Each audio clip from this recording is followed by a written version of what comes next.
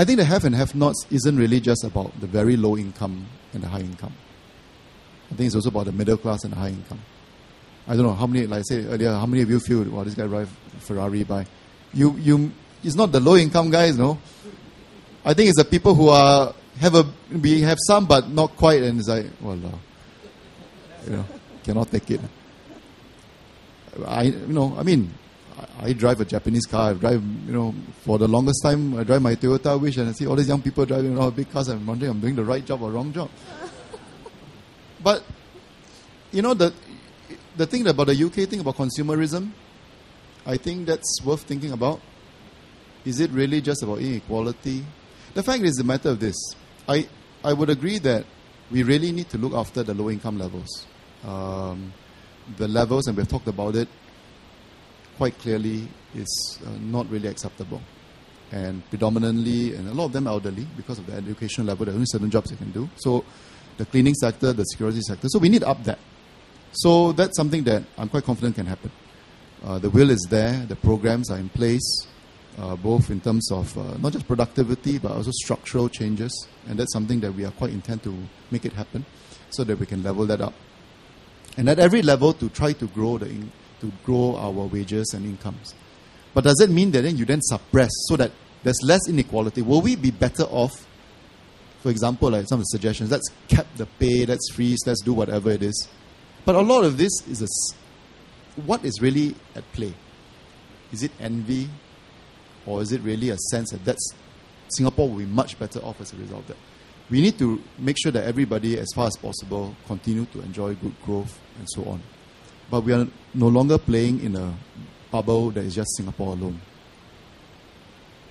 There's China, there's India, there's Indonesia, there's Philippines. All these are all cost centers around. If we are not careful, it's not about the foreigner displacing my job. It's about another country displacing Singapore. Can that happen? I don't know. I suggest we all should have our own views about it, but worth thinking about.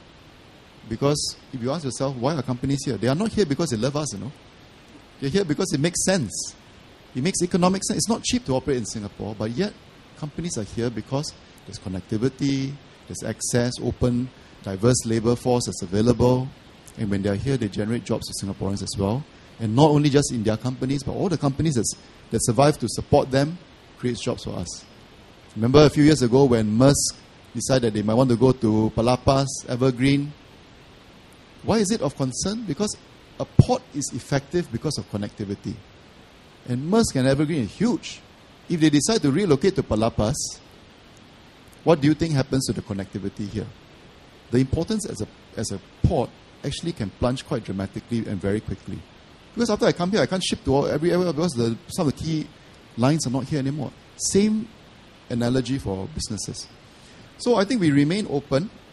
We remain competitive. And in any global city where you have a very global market, top talents come here, they do really good jobs, they're paid very well. And with that, of course, their incomes are high. So does that mean that this inequality is reflected that way? I think the way I look at it is that we should constantly try to make sure that wages continue to move up where possible, especially at the lower end. Make sure there's good quality and standard of living. But there will always be someone better off than me. There will always be someone making tons of money. Every one of us will look at that person and feel, wow, that person's life is so good. But he also has someone else he's looking up to. And that, unfortunately, I think is a function of value system and society, and we're all looking up. So will that create that consumerism which resulted in a lot of angst? And of course, it's coupled by unemployment, which fortunately for us right now is actually in a very good state.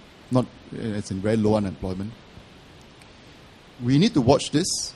Will this sense of inequality, the have and have-nots, translate to a lot more angst?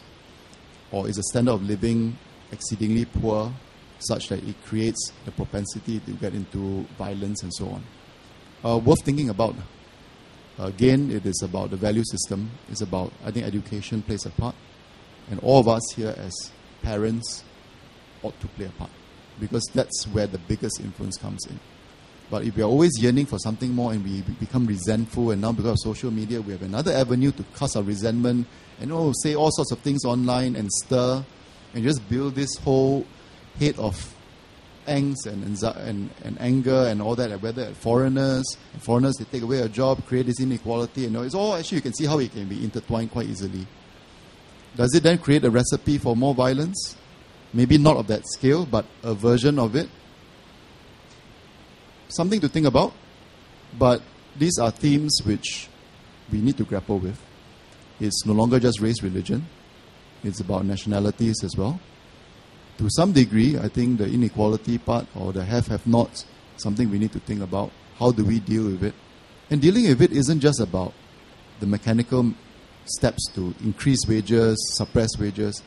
It's also about us developing our own value system as we grow as a country. How we treat others, how we look at our own aspirations, and how we manage expectations, and so on and so forth. And that's all well within our control. So, to sum up, the programs we have in place, I think the CEP side, we need to look at how we can broaden it. Some of these things in place, whether it's wayang, not wayang, frankly, on the ground, you adapt it. Doesn't mean this is a CEP program, you must do exactly like it is. Customize it and make it useful for you. Don't always wait for someone else to decide. You understand the intent, you believe strongly in it, in your workspace, make the difference. At home, make the difference. At school, make the difference.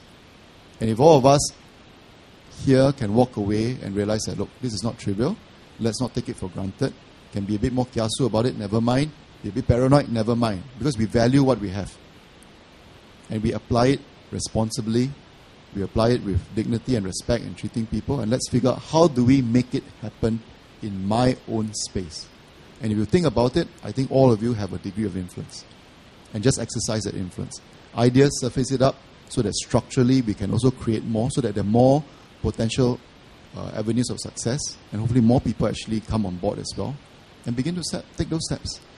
So change begins with all of us. It is what we have here is, I believe, quite precious. It is not something to be taken for granted. Singapore is quite different in many ways, and it didn't happen just by chance. And the fact that we have gotten here doesn't mean we will get there. We need to create a new getting there step, and we continue to refresh. And I think this is what an event like this is for. It's not just you have nice goodie bags and whatever, but there is a reason why we are doing it. Sometimes programs, KPI set doesn't always translate itself neatly to it, but understanding the spirit is the most important thing, and then to walk away with that, and then applying all these different initiatives, ideas and all that in a way which makes sense for you and your group of people on the ground. So with that, thank you very much again for burning your Saturday morning and afternoon, but don't waste it. Go out and really value what we have and do something about it. Thank you very much. Thank you, MOS.